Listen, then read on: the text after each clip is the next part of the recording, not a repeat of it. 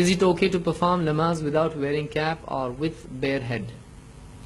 کیا کھلے سر بغیر ٹوپی کے نماز پڑھنا جائز ہے؟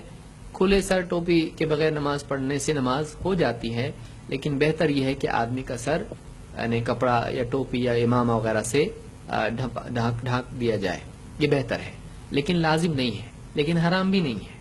بعض لوگ اس کو اتنا چھوڑ دیتے ہیں کہ گویا کہ ایک گناہ ہی ہے۔ آپ دیکھیں کہ سلف کا طریقہ ہمیشہ سے رہا ہے کہ کھلے سر نماز نہیں پڑھتے تھے، چاہے آپ جتنے بھی بڑے بڑے علماء دیکھیں آپ کو کھلے سر نہیں ملیں گے، لہذا ایک آدمی کو چاہیے کہ وہ کھلے سر نماز نہ پڑھے۔ لیکن بعض لوگ اس میں اتنا ضد کرتے ہیں کہ اس کے بغیر ایسا سمجھتے ہیں کہ نماز نہیں ہوتی۔ تو آپ بتائیے کہ ٹوپی کے بغیر اگر نماز نہیں ہوتی یا اتنا ضروری ہے تو پھر داڑھی کے بغیر کیسا ہوتی؟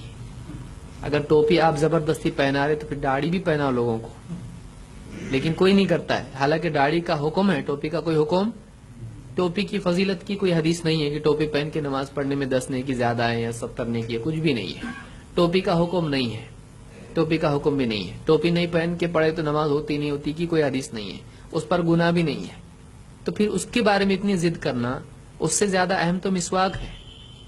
آپ نے خود کہا کہ لولا ان اشق علی امتی لامرتم بالسواک عند کل صلاۃ، اگر مجھے امت کی مشقت کا خوف نہ ہوتا تو میں انہیں ہر نماز کے وقت مسواک کا حکم دیتا۔ پھر اگر کوئی مسواک نہیں کرتا ہے تو کیا اس کی نماز نہیں ہوتی؟ ہوتی ہے، تو پھر ٹوپی کے بغیر کیوں نہیں ہوتی ہے؟ تو کوئی آدمی اس میں ضد کرے مناسب نہیں ہے، اور کوئی آدمی ٹوپی نہیں پہننے کی بھی ضد کرے یہ بھی غلط ہے۔ کسی کی ضد میں ٹوپی جیب میں رکھ کے آدمی، اب تو میں بتاؤں گا تم کو، تو بغیر تمیز کے بھی ہو جاتی ہے، اگر صرف اتنا ڈھکا ہو تو کیا آپ ایسا بھی کریں گے؟ تو نہیں کرنا چاہیے، سر آدمی سر ڈھانپ کے نماز پڑھے بہتر ہے۔ حج کے اعمال میں سے کہ آدمی سر کھلا رکھے، اس کو عام کرنا مناسب نہیں ہے، اس بارے میں علماء نے کتابیں بھی لکھی ہیں، اور عام طور سے شیخ الالبانی، شیخ ابن جبرین اور دوسرے بھی علماء نے بات کہی کہ ایسا نہیں کرنا چاہیے۔